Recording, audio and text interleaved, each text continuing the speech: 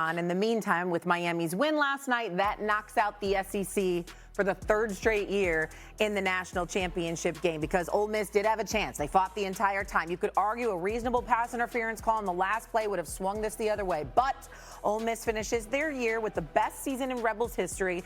And while disappointed in the outcome, there was a lot of positive to take away from this CFP run. Listen to this. I think I just remember how they embraced each other.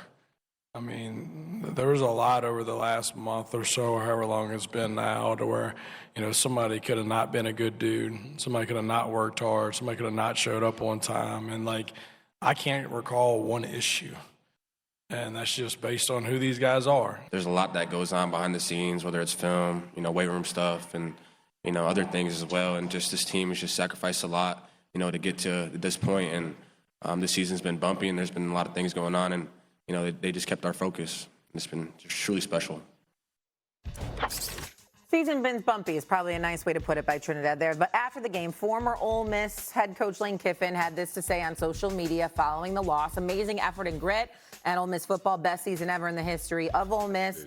Love you guys. I'm going to just leave that there and ask you guys this question. How will you remember this Ole Miss season, Cam? First off, that's a troll move right there. It's one of those things where I look at that locker room and nobody really gives those individuals enough mic volume to be heard because, hey, you got Charlie Weiss.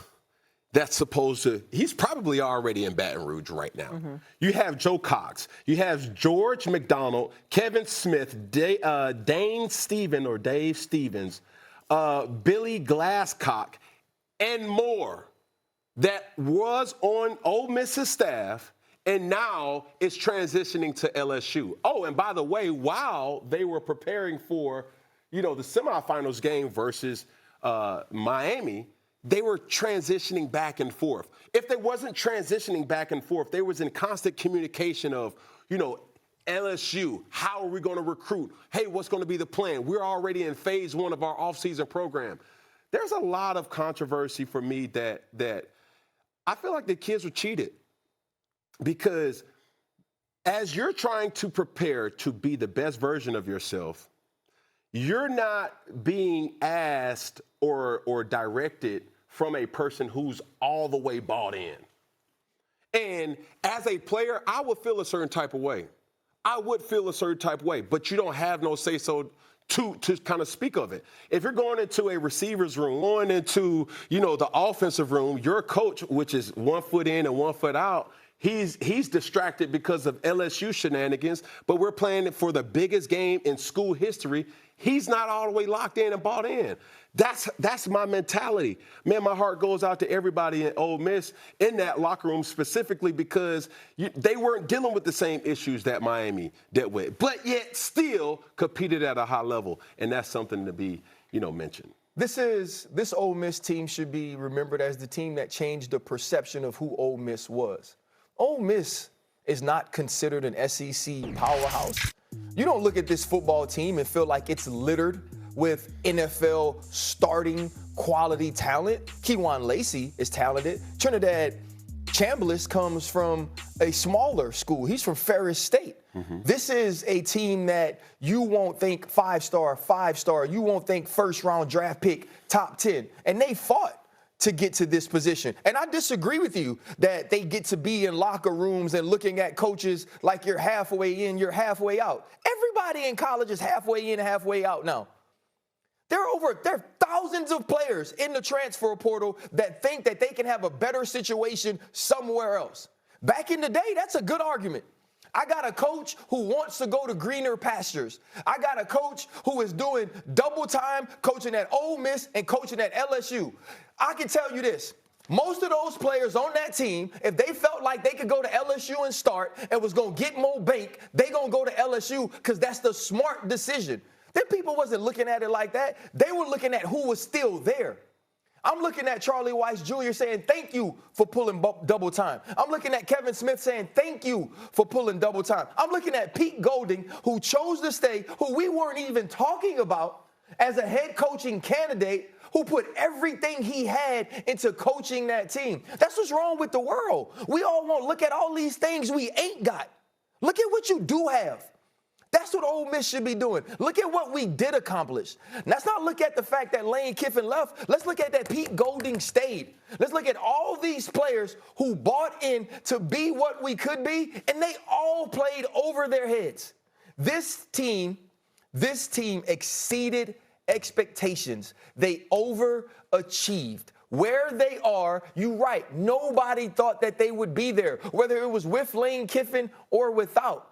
This is the team you think of in 60 and 62 was the last time they was playing to win national championships. Hell, Billy Cannon was winning Heismans at LSU at that point.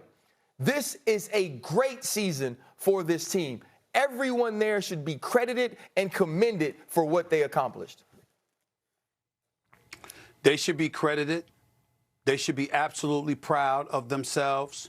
You are absolutely right, RC. One would argue they overachieved until you watch their talent on the field, and then you'd be like, they really didn't overachieve. They belonged. Because them brothers, they got some ballers on Ole Miss, no doubt about it. All right, and they deserve all the credit in the world, and so does Pete Golding for the job that he's done in winning those 2 playoff games. And with them competing the way that they completed last night, they were in a position to win this game. It's just that Miami drove down the field and got the game-winning touchdown. I mean, they were up 27-24. Let's understand that in the last two minutes of the game. So we get that part. But I'm not going to tell you to look at Ole Miss and say they've arrived. This team has. The program remains to be seen. Lane Kiffin did what he did over the previous 6 years. It was Lane Kiffin that got those players, obviously with the help of his assistant coaches. Of course, we know that. But it was Lane Kiffin they came to the program to play for. It was Lane Kiffin who hired those assistant coaches. And so now that he's gone, what you going to do moving forward? What level of sustained success are you going to be able to achieve? We got to make sure we remind everybody it ain't about what you do 1 year when you're talking about the program. When you're talking about 1 year, you're talking about that team, those brothers that we saw on the field last night. Why do you think you see Miami with a Ray Lewis, with a Michael Irvin, with an Edgerrin James, and all of these Ed Reed and all of these cats on the sideline with Miami? Because what they did, they're starving for that to be recaptured.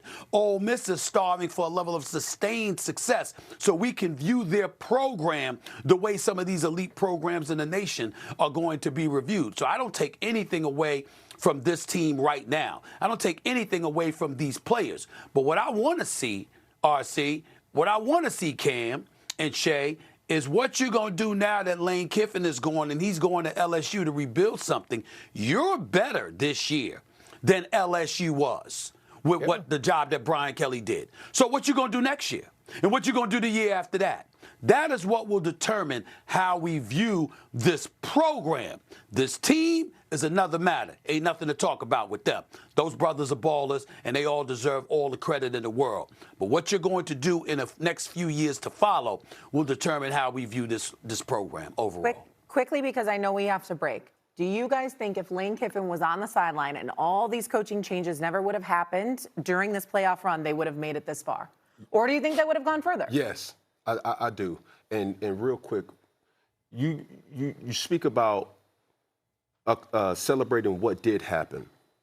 For the rest of their lives, they will be able to look back and feel disappointed because they say what could have happened. And that's why I feel like they were slighted. Okay. We'll leave that there. We'll have more on this, obviously, coming up.